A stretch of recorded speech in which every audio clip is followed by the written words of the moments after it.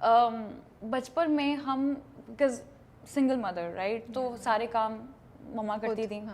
अब हम सदर जाते थे, हम तारिक रोड जाते थे, और वहाँ जब जाते थे तो वहाँ पे जब कोई मर्द छेड़ते थे तो मेरी अम्मी चप्पल उतार के दिखाती थी और मम्मा कहती थी, बकायदा पूछती क्या बोला है, बोलो।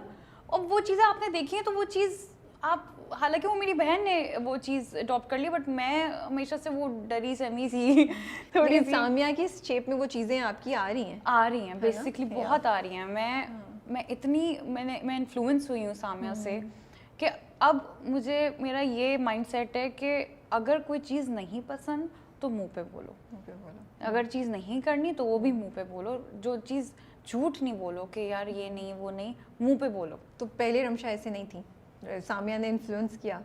बिल्कुल बहुत इन्फ्लुएंस किया, because that's what it is Rabia. आप मतलब आई फील लाइक मुझे पता है कि आप सच बोलोगे ना, अल्लाह ताला आपके लिए मुश्किलात नहीं पैदा करेंगे, कहीं ना कहीं आसानियाँ हो जाएंगी। तो when it comes to saying no to a script, मैं बता देती हूँ, मैं बोल देती हूँ कि मुझे स्क्रिप्ट समझ नहीं आया, वरना ज़्यादातर एक्टर्स कहते हैं डेट्स नहीं है वगैरह वगैरह, बट अच्छा यू से कि मैं बोल देती हूँ कि मुझे मार्जिन नहीं दिख रहा, मुझे समझ नहीं आ रहा है script. When it comes to not doing something, जैसे मेरी मैनेजर कहती हैं कर लो, तो मैं भी उनको सच बता देती हूँ कि मैं कंफर्टेबल नहीं हूँ करने में। एंड आई फील लाइक यही होना चाहिए, ज़्यादा क्या हो जाएगा। नहीं हाँ, यू शुड बी ऑनेस्ट। या एंड दूसरी पार्टी को भी समझ आनी चाहिए ना कि भाई वाकई वो भी शायद एक मिनट देखें और सोचें कि वाकई स्क्रिप्ट में कोई मसला तो नहीं है, या ये मे बी ये स्क्रिप्ट आपको सूट नहीं कर रही। हाँ, ये भी तो होता है ना, किसी की पर्सनल चॉइस भी होती है। Because most of them sometimes they get offended, but for me it's like it's okay. मैं एटलीस्ट मैंने ये चीज़ आपको ऑनेस्टली बता दी है।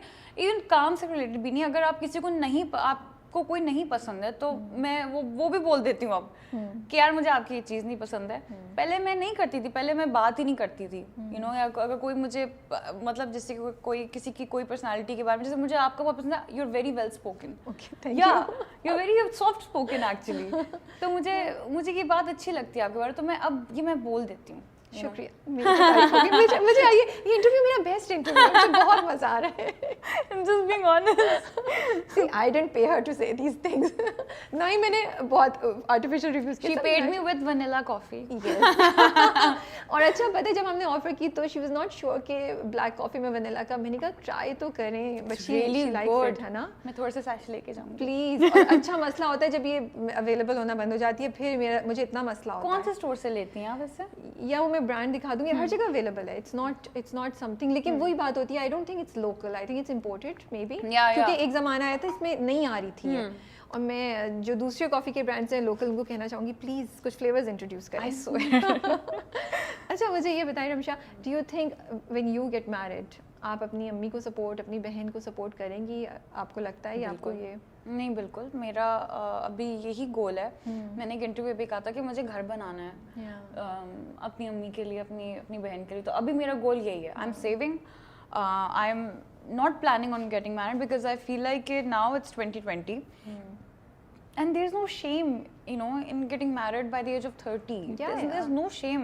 नहीं, you should marry जब आप comfortable है, जब आपको वो बंदा मिल जाए जिसके साथ आप connect कर सकें, mental आप compatibility, और that's it should not be कि मैं इतने की हो गई तो मुझे अब शादी करनी है। And ज़रूरी नहीं है कि जब मिले तो मतलब उससे पहले भी आपके ज़िंदगी में प्रायोरिटीज़ होनी चाहिए। जैसे मेरी priority is my family right now, and to you know उनको सिक्योर करना है बिफोर आई गेट मैरिड।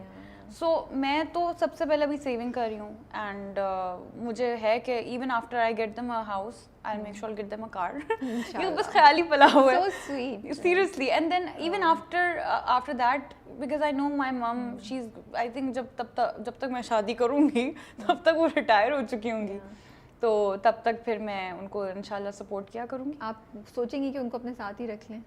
मैं कोशिश करूंगी, बट आई एम श्योर वो नहीं करेंगे। नहीं, वो कहेंगे भाई मुझे बस, बोलती नहीं अम्मी को कि चेंज करें ना, हम लोग चेंज करेंगे फिर बाकी लोग भी चेंज करेंगे ये चीज़ें, because she is a single mother, you know. वो हर सिचुएशन से, जैसे अब आपकी ड्रामे में आपकी अम्मी ने यही बोला ना कि भाई हमारा क्या कसूर है, मुझे वो बात इतनी अच्छी लगी रमशा।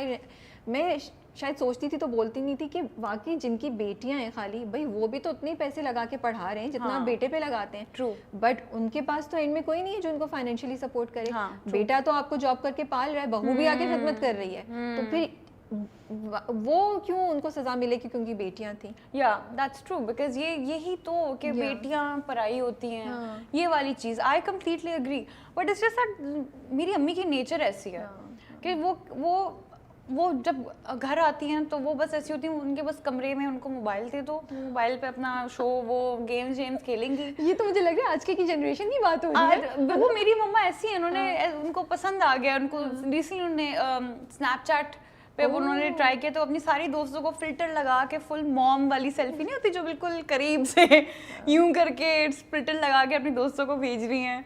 तो शी इज़ नॉट रियली कुछ सोशल बर्ड नहीं है वो।